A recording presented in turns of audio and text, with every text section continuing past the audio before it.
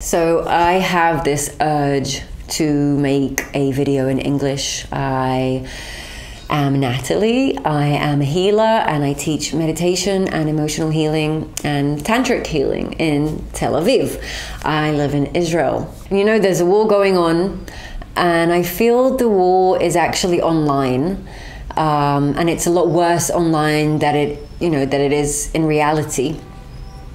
And there were a few points in what people are saying about the war in Israel that pissed me off because I felt like it came from ignorance and not having the correct information.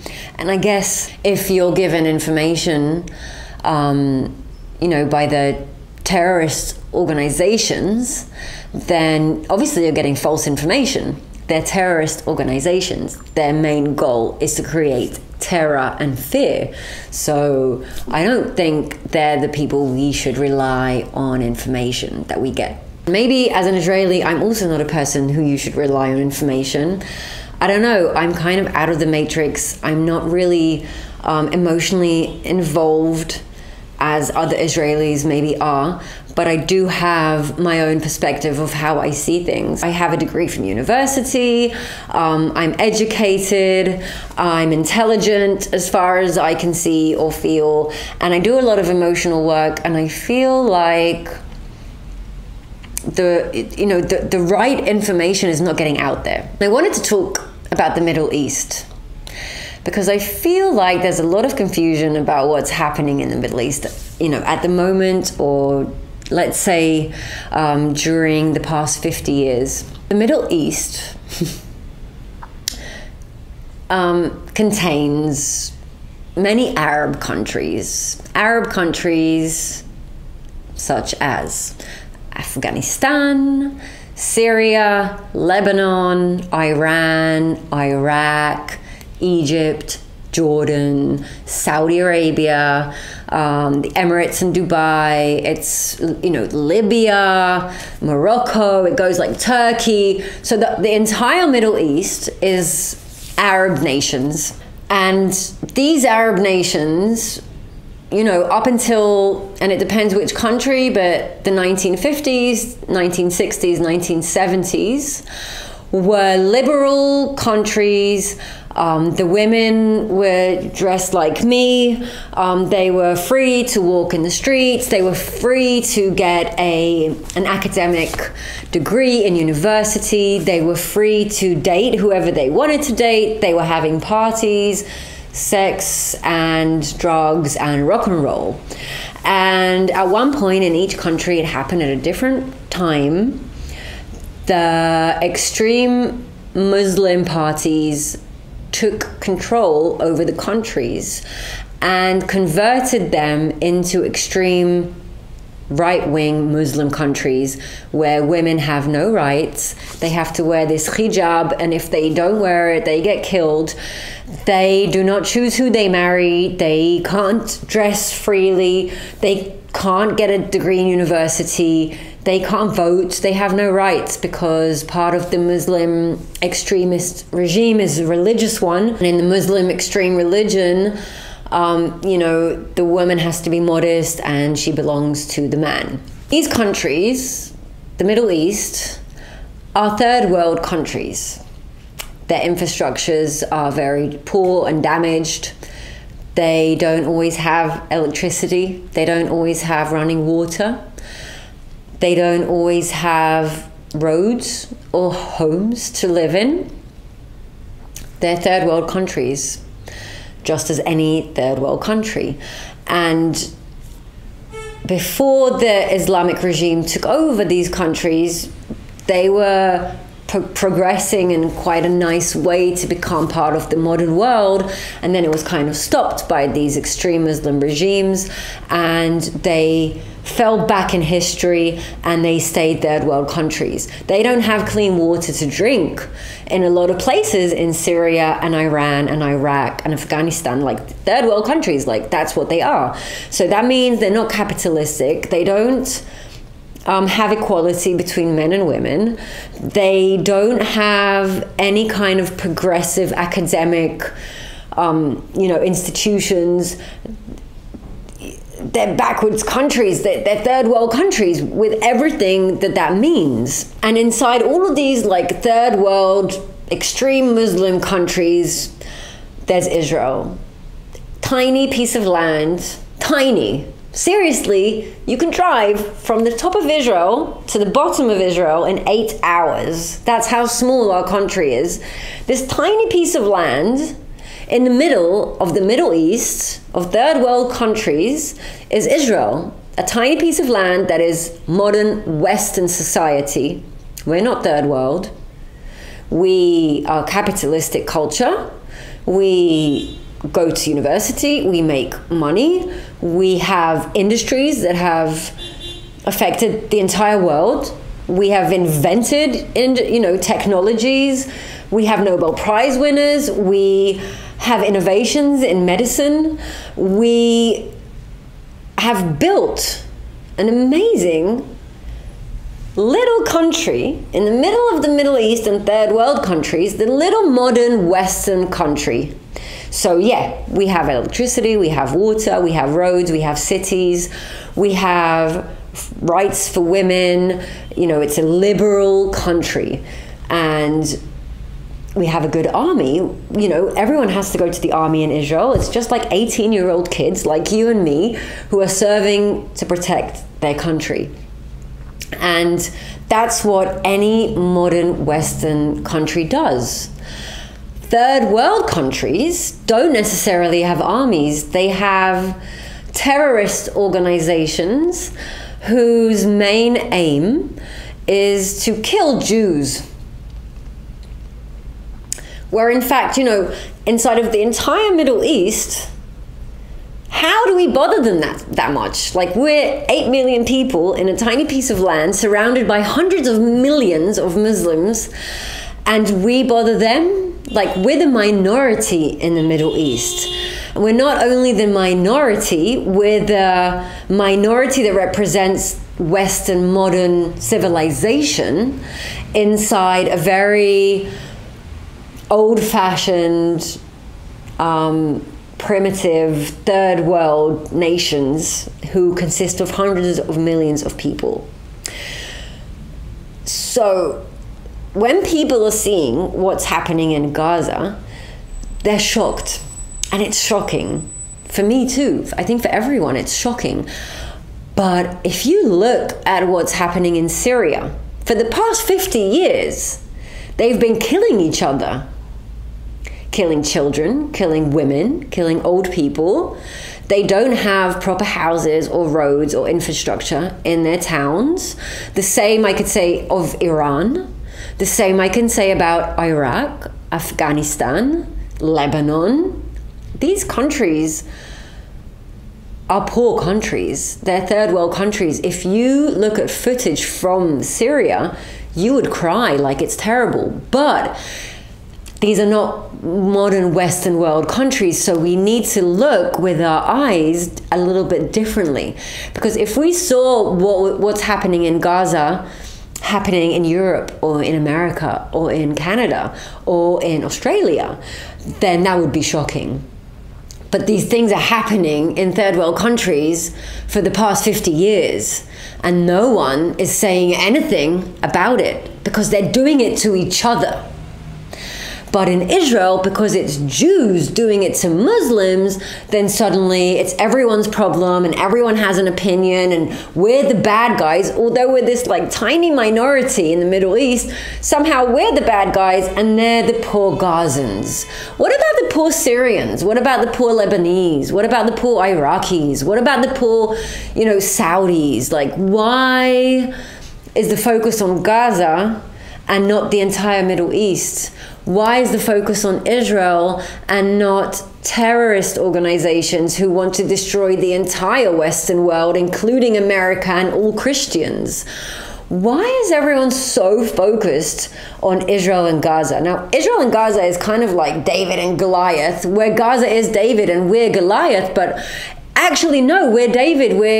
Because Gazans are Muslim and they're part of the Muslim society that exists in the whole Middle East. So Israel's 8 million people in front of like 180 million people. How are we the bad guys? How? How are we an occupation? We were given a country by the UN. The first day we had a country after 6 million Jews were massacred in Europe in the Holocaust. The first day we get a country, the Arabs attacked us, and we've been defending ourselves ever since. How are we the bad guys? You know, maybe we haven't defended ourselves in the most moral way all the times, but is there morality when you are fighting for your life? Well, what about self-defense? Where does that come in? Are we not allowed to defend ourselves when we are being attacked? Israel did not attack once. We've never attacked. You look up your history, because people have got like fucked up history from terrorist organizations because they're getting their information from them. Israel has never attacked, not even once. Every time we have been at war, it's because we have been attacked and we have been defending ourselves. Why does that make us the bad guy? And another point that really bothers me is that, and I heard someone say this on YouTube, thank God there are other normal people out there, and he said, you know, if Israel were to cease fire, they would eliminate us. But if they were to cease fire, we would live in peace, because as Israelis, as Jews, we have no desire to kill anyone. We have no desire to destroy anyone. We have a desire to live in peace. We're willing to give lands. We're willing to give them prisoners. We're willing to give them whatever they want, but we want peace. But the other side, they don't want peace. Their charter says, kill all the Jews in the world, and after you've killed all the Jews, kill all the Christians. The only thing that they want is Jews to be eliminated from the world, which is like Hitler and the Nazis. And we could ask philosophical questions about why everyone wants to kill the Jews, this small group of people that seem to bother everyone so much. There's no logical reason. We're the minority. I mean, how many Jews are there in the world? And how many Muslims are there in the world? We're talking like hundreds of millions against a few 10 of millions. How are we the bad guys? Because we are liberal? Because we live in a modern world? Because we want to raise our children with prospects for their future? Because, you know, we're dealing with an organization and all they want is to kill other people. How are people in the modern Western world supporting that? I'm baffled. Like, I have no... I figure that they're getting wrong information and they have a lot of hatred and pain and they feel victims in their own life, so they are feeding off this victim-y information about these poor Gazans. You know, Gazans aren't poor because of Israel. That's like saying the whole Middle East is poor because of Israel. The whole Middle East, Syria has been at war for years. Sunnim against Shi'im. They've been killing each other for years. We have nothing to do with that. So why are we responsible for the situation in the Middle East? You could say that despite the situation in the Middle East, Israel has still managed to grow and to create and to bring life and to evolve. And I think that's a fucking miracle, because in this whole area of the world, it's like the Muslim regime is bringing you down and they're all very poor, third world. And despite that, we've still flourished. And that is something that we did with our own work and our own time and our education systems and the freedom and the liberty that people have here. Did you know that Israel took in refugees from all over the world? We have refugees from Sudan, refugees from Eritrea. They all work in Israel. They have been given asylum in our country. They have a good life here. We didn't have to take in refugees, but that's the country that we are. Most of the refugees are from poor countries that surround us in this third world area of the world. So I don't know, I'm probably going to get a lot of like mean and nasty comments about how Jewish people are evil and all they want to do is, I don't know what we want to do. I do know that all over the internet we can hear that Hamas and Hamas supporters want death for Jews and death for Israel. And you know what? Even if we all die and there's no state of Israel, the Middle East is going to be fucked up because the Muslims, the extreme Muslim regime, is the one fucking them up, and it's not us. And maybe you people in Europe and in America should talk to an Iranian who is a refugee in your country, or a Syrian who is a refugee in your country, and ask them about their country and how does it look like and how do people live there and what's going on. Why did they escape? And why are they refugees from their own countries? That has nothing to do with Israel. And so I'm for life. I'm for humanity. I'm for love. I also know that if someone is trying to kill you, you are allowed to kill them back in self-defense. And I also know that people who live in third world countries have a shitty life compared to people who live in the modern Western world countries. But that's no one's fault. That's how it is. You know, it's no one's fault. It's definitely not Israel's fault. The tiny country in the middle of the whole fucking Middle East. It's not our fault. All we did is we came here. We were given land by the UN. We were given the land, and all we've been doing ever since is defending ourselves and preventing our family and loved ones from being killed. And if that's so wrong in your eyes, then you need to get maybe an eye check and maybe get your facts straight and maybe do a little bit more research before you blab about what's going on in the Middle East as if you know anything. And why don't you take a look at how, and this is my last thing for today, why don't you take a look about how like Israeli settlements and cities look like, and how cities in Syria and Iran look like, and maybe, you know, ask yourselves, where would I want to live? And I think most of you would want to live in Israel, not in Syria. And that's because we're a modern Western country. And if you're saying Syria, you're a hypocrite, because you currently live probably in a nice country that has social services and running water in your house and a sewage system and electricity. So you would probably prefer to live in Israel. And maybe you should ask yourself why that is. Why is it like that? And it's not our fault. All we did is build a country. Why aren't they building their countries? Why aren't they flourishing? Why can't you go on vacation to Syria or Lebanon or Iran? Why can't you go there? Because they're dangerous, militant extremists, and they're right-wing religious people who won't even let you into their countries because they hate America, they hate the Western world, they hate Europe, and they hate you guys who are protesting Free Palestine. They hate you. They hate gays. They hate everything liberal. And then you should ask yourself why you're supporting them, because that's just fucked up and ignorant. And I think people need to educate themselves more than on Twitter and Instagram and Facebook, and definitely not rely on information that comes from a terrorist organization. And thank you for listening. I think I'm done for today.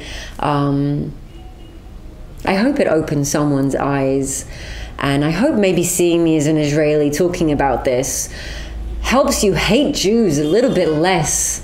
Because we don't know why you hate us. Like, we have no idea. We're baffled. We're like, why does everyone hate us so much? We don't get it. And we're heartbroken because we thought we were on the same side. And apparently we're not. And that's just sad and very, very scary. So I've been Natalie. I don't know if you liked the video, then like it and comment and let me know what you think.